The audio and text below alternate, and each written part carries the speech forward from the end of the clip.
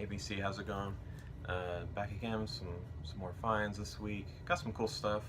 I sold a couple things and traded some stuff in, so I got a pretty good amount of stuff that I replaced it with instantly.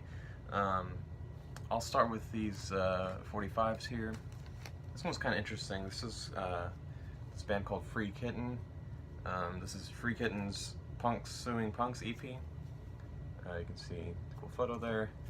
And you may notice someone there on the back. That's Kim Gordon from Sonic Youth. She doesn't play bass on this. She plays guitar and does vocals. And it's definitely not the Sonic Youth style of rock or noise. Yeah, this wasn't really that great. I'm not really sure about this. Maybe it's not really the best thing, but it's on Kill Rock Stars. It's pretty standard press, like black vinyl. Show the labels. It's like a cat on the label, and then the negative of that same cat.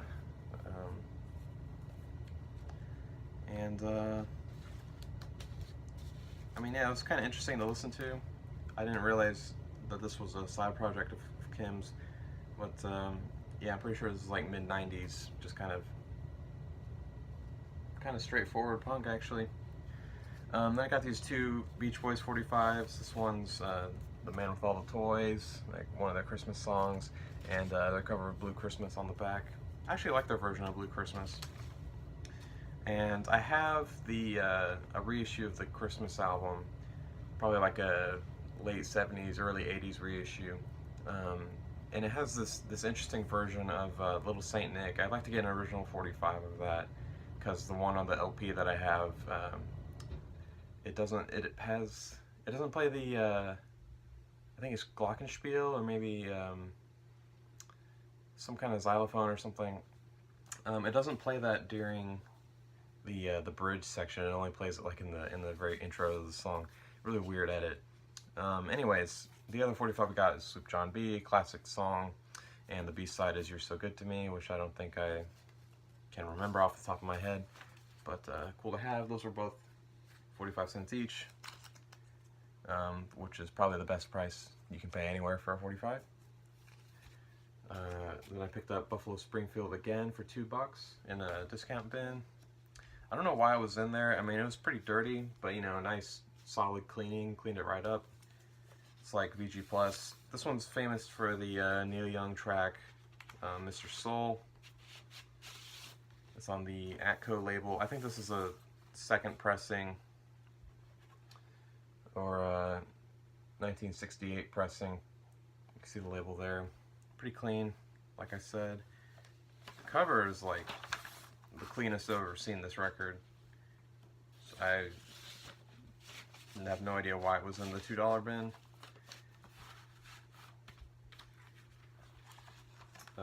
The only one I need now from Buffalo Springfield is Last Time Around, and that will be it for their short discography. And then I picked up this classic album by the Mahavishnu Orchestra, featuring John McLaughlin, The Inner Mounting Flame. This is a pretty famous jazz fusion album. John McLaughlin played guitar on the Bitches Brew album for Miles Davis, which I've talked about before. And this kind of has a similar vibe to it, obviously being jazz fusion. I think this is only like a year after that. But it definitely leans more towards the rock side than the jazz side. It is pretty cool. I wouldn't say it's funky as much as a lot of jazz fusion gets, like Headhunters and stuff like that. But still pretty cool nonetheless. Really kind of hectic album. Tons of energy. And just really professional playing on this. That was really cool to find. Again, that was $2. And then I picked up this interesting album by this band called Flowers, which I'd never heard of. This album's called Icehouse. As far as I can tell, they're an Australian band, just kind of a new wave or synth pop or alternative band. They're not super I mean, they use a lot of synth, but I wouldn't say that the synth is necessarily the main focus of the group. Trying to think of who to really compare them to. I don't know. Anyways, Australian band. I think this is a New Zealand pressing of this album, which I had never heard of before, never heard of this label. I don't even remember the name of the label right now. Interfusion. That's what the label looks like. Yeah, it was really interesting to find this. I have no idea what it was doing in a Half Price Books in the middle of Texas. But I picked that up just to try it out, and it was pretty good actually. So I'm not sure if any of these tracks are on YouTube, but definitely at least try out the first track, title track, Icehouse. It's pretty interesting if you're into that kind of thing. 80s alternative indie / new wave. And then I got a used copy of Metallica's Ride the Lightning. This is the 2016 blackened reissue. I think this is kind of a mixed bag of what people consider the sound quality on this to be. I thought it was fine. I didn't have any issues with the pressing or any kind of distortion or anything like that. Maybe a little bit towards the end of both sides, because you know, the grooves are packed kind of tightly on there, but it's a solid pressing. Pretty standard. I mean, slightly heavy vinyl. I don't think it's 180 gram, but it's definitely not flimsy. And show the insert. I think that's what the insert was like on the CD, which I have a CD copy, which, you know, sounds alright. But this is my favorite Metallica album. I wanted to pick it up on vinyl, and the price I found this for couldn't be beat. So I don't know how much these were new when they came out last year, but yeah, I definitely paid way less than. I'll just move on. Anyways, this is interesting. I guess it's like an EP by this band called Ocean or Ozine. Their name is printed right there, so you can guess on how to pronounce that. Interesting EP by this kind of dream pop, small band that never really went anywhere. This is from the 90s. I think the story was like, this guy saw, I forget who the band was. Oh, this is gonna drive me crazy now. He saw, oh man, it was well-known shoegaze / dream pop band, which I'm totally blanking on right now. It wasn't My Bloody Valentine. It wasn't Slow Dive. It was like the other one. Anyways, he saw them, and then he saw an advertisement on like a telephone pole, like for he was recruiting. This other guy was recruiting members for a band with that kind of similar sound. Influences being like Cocteau Twins and the whole shoegaze type of sound that was coming out in the early 90s. And so he joined, and then they started writing songs, realized that they were kind of writing songs for that sort of style of female vocals, kind of the higher register. And so they got this singer, and then they filled out with a drummer, and I think the other guitar player also did the bass parts, which the bass on this EP is very Peter Hook-esque. I mean, it's melodic. It kind of is, you know, way stronger as a rhythm aspect to the sound than lots of other bass parts and a lot of these types of bands are. So that's kind of a cool twist on the shoegaze sound, is the very prominent bass and kind of just droning atmospheric guitar parts with kind of heavenly female vocals on top. Pretty solid EP. I got that from this local, I didn't realize they were local when I ordered it online, but this record label called Moon Sounds Records. This was just printed this year from tapes. They only made a couple copies of cassettes of this the release for like friends and family, and someone had one that they then made a copy of. So this is a copy of a cassette recording, so it kind of has that lo-fi aspect to it, but the pressing quality is pretty top-notch. And they never really went anywhere after that, which is kind of a shame, but you know, can't win them all, I guess. Anyways, I got another $2 album, Best of Blondie. I already have a couple Blondie records, but you know, for $2 can't really pass up the Blondie album. So clean, lots of hits on there. I think the song Hanging on the Telephone, which is a cover of, I can't remember the name of the band now. Anyways, they did a pretty cool version of the song Hanging on the Telephone, which then Blondie later covered. And that's probably my favorite Blondie track, aside from like, I've obviously always liked One Way or Another. Heart of Glass, I've been 50-50 on for a while. Same thing with Tide is High. Dreaming's really good. Rip Her to Shreds is good. I like Atomic. I would say the only song I don't like on here is Rapture. I mean, I don't know what they were kind of thinking with that song. The verses are good. I don't really understand the whole, why does she have to rap on that song or attempt to do a hip-hop verse? It's not good. Anyways, I'll move on to the Replacements. Pleased to Meet Me. This is my first Replacements album I picked up on vinyl. I have a CD copy of Let It Be, and I've heard all their early stuff on Spotify and things like that. But this is the first one I picked up just because I wanted it. And this is a Discogs purchase. It's got the promo stamp up top. The vinyl is decently clean. It got better after a nice cleaning. And it plays very well. I mean, this is a loud album anyway. I mean, and by loud, I mean it was mixed very loudly. So, you know, you can't really hear too much surface noise anyways. And it's on the Sire label, as you saw. It's like 1987, this one. This is kind of moving into the later period of the Replacements.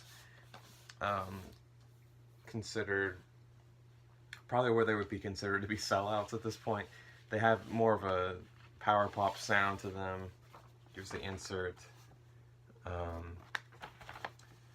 Less straightforward punk, a little more into the alternative side. Maybe a little indie rock in there. It gets slightly, ever so slightly jangly at times. There's a few, I think there's like an acoustic moment or two. There's some horns on here.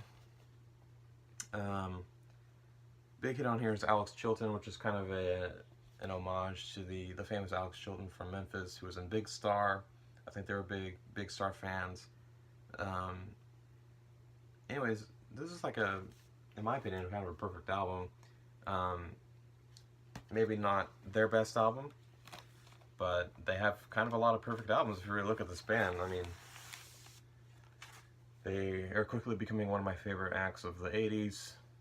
I'd like to get an original of Let It Be, which is kind of my other favorite Replacements album. And obviously I'd like to have originals of everything they did, except for maybe whatever that last one was. I can't remember the name of it. I see it on cassette all the time. Anyways, I'd like to get originals of all their stuff, but that's just the first one that happened to be purchased by me. And these last two, I'll give you a hint. They're both on pink vinyl. I'll just show the first one. This is Bjork's album, Post. This is her second album. I think it's from like 1995. Yeah. Okay, they do the thing on this one where this is how the jacket is oriented, where like the spine is on this side, the art is sideways, and then, you know, it opens on this side. So really, it was you know, oriented like this. It had like a hype sticker up here, and it was sealed up here, and then you just pulled it straight out and the album was there. That drives me crazy, so I just turned it sideways. That's how I keep it in the shelf now. This is the version on pink vinyl. I think people have said that this has been hit and miss in sound quality as well. I didn't have a problem with it. It sounded alright. It's kind of translucent pink. I don't know if you can see it that well. Maybe you can see me through it a little bit. Kind of transparent. Sound quality's fine. This is kind of an interesting album to own on vinyl because it has a couple of the tracks have the I think it has some samples in it that you can hear some crackles from the record in which they sampled, and there's an effect ending one of the songs. I don't remember which one. I guess it's track 3 on side A, The Modern Things. I think that just kind of it has the locked groove effect where it'll just keep looping the same thing over and over again until you can hear someone get up and lift the needle, and then the next track starts playing. Kind of interesting effect to hear on vinyl because it just sounds like your record is skipping, but it's actually just how the album sounds. And then, like I mentioned already, the crackles on a lot of the tracks from sampling, and so if there was any surface noise on that part of the record, I wouldn't be able to hear it anyway because there's surface noise in the recording. That's just how it is. And lastly, you may have seen it just a second ago, I picked up the new St. Vincent album, Mass Seduction. There's a butt on the album cover there. It's not her. And then there she is on the back. This album is interesting. I wouldn't say it's bad. It's definitely not my favorite St. Vincent. Blue inner sleeve. I like the color scheme of it, kind of clashing colors. I managed to cram a poly sleeve inside the inner sleeve because I didn't have one initially. Black vinyl, or pink vinyl. This is more of an opaque pink than the Bjork was. You can't see through it. Yeah, I just crammed a disc keeper sleeve inside of this kind of heavier paper sleeve because this isn't like a generic sleeve. It doesn't have anything printed on it, but it's still considered part of the artwork, so I would like to keep it. And kind of lucked out that the other sleeve fits in there. And then the poster, which I won't unfold, it's just her and some models just hanging out. And musically, this is definitely her most synth heavy album. She kind of gets a Prince vibe on a lot of tracks. There's no track listing on the back, so I can't really. I'll just pull out the record again and look at the labels. It doesn't flow as well as her previous self-titled album, which is probably my favorite of hers. I also really like Actor a lot, which I think was her second one. And obviously Strange Mercy is really good. Anyways, this has more of a dance feel to it, more straightforward pop. Like I said, she kind of has a Prince vibe on a lot of moments.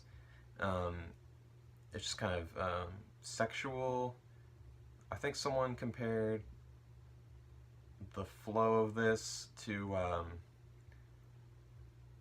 oh man, what they compared to? I'm not going to be able to remember it, so I'm just going to stop trying. Not that she ever had like concept albums in the past, but at least the track listings kind of flowed cohesively together and kind of made sense. This kind of has a lot of jarring kind of genre changes and up in the middle of the album, where she'll go from like a straightforward dance song to a quiet piano ballad to back to another dance song. But this one has a Giorgio Moroder rhythm underlaid under the whole thing. And there's actually kind of a nice moment, this pair of two tracks. I think it's Dancing with a Ghost, which is like a 45-second musical interlude with strings and everything. And what's the next one? Slow Disco, which the chorus of that song actually says Dancing with a Ghost. Kind of a nice pair of tracks. That was the only two really that flowed together, because that's really more of a single track, kind of divided between intro and the actual song. So not bad, not my favorite by hers. Still liked it enough to pick it up, obviously, on the that's a indie record store exclusive pink, and I think there's also like a yellow version out there. I know Vinyl Me Please just announced that they're doing that album as the record of the month, I think on a blue version. I'm not sure how I feel about Vinyl Me Please doing new releases as records of the month. I guess it's just a symptom of them getting bigger. Not that I am a subscriber to that service anyway, so I don't know. I don't know where I'm going with that. Anyways, that's all I got this week. It was a decent amount. Like I said, I sold and traded some stuff in, so I think I'm actually net even on amount of records that I own, except for maybe the 45s. But yeah, that's all I got. Thanks guys for subscribing. Really appreciate it. Really makes my day whenever I see some comments and new subscribers. I'm getting real close to 100. I think once I get up to 100, I am going to do a contest of some form. I've really been trying to rack my brain lately to think of actually a creative contest to do. I don't just want to do something that has been done 20 times before. So I'll think of something good. I'll have some good prizes set up. I'll let you guys know what those will be and what the actual contest will be whenever I get to 100. I think it might still be a couple weeks away. But yeah, appreciate it again, guys. Appreciate any likes, comments, whatever you guys want to do. No obligation at all. All right, thank you guys. See ya.